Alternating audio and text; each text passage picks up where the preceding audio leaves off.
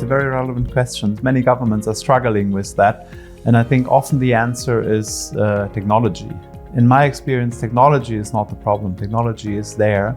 I think making sure that you get tangible results that create buy-in from citizens and from companies that use these services, and that will be then a self-fulfilling positive prophecy if you make sure that these services really work.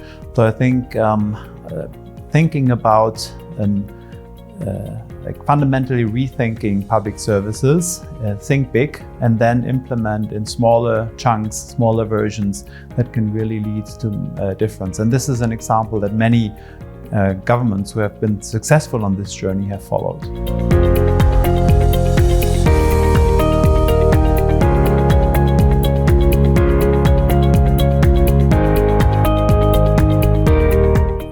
There's not one government who does it all well. So I'm very impressed, of course, by Singapore, who stands out. And I think on the one hand side, they have some very good solutions. But what I like even more is that the consistency with which they measure.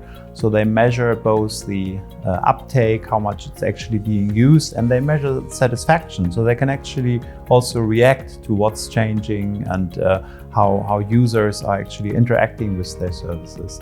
But then there's many good examples to be found everywhere in the world. So setting up a business, for example, I learned about the Republic of Moldova, where this can be done in under a day, which is something that you might not expect from Republic of Moldova, but there's great examples everywhere. And I think it's important to establish the niche and see where to really make a breakthrough, and then aim for something that is world class and not for kind of creating some average services everywhere.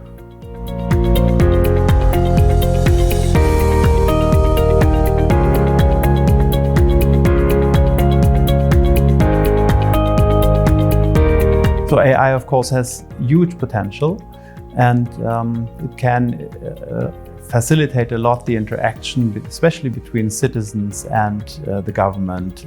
So think about replacing call centers, replacing the initial user interaction with AI. There's huge potential. On the other hand, many government solutions can also be much improved with, let me call it, stupid technology.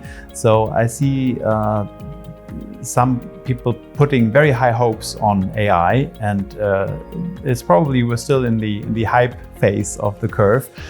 So it's likely that there'll also be disappointments. So I would always be very sure when to use AI and when not, and what to use it for. And so specifically for Macedonia, I think it's well worth trying it out in selective cases, not across the board, not as it fits all type of solution, but really in one or two of those lighthouses that we discussed earlier.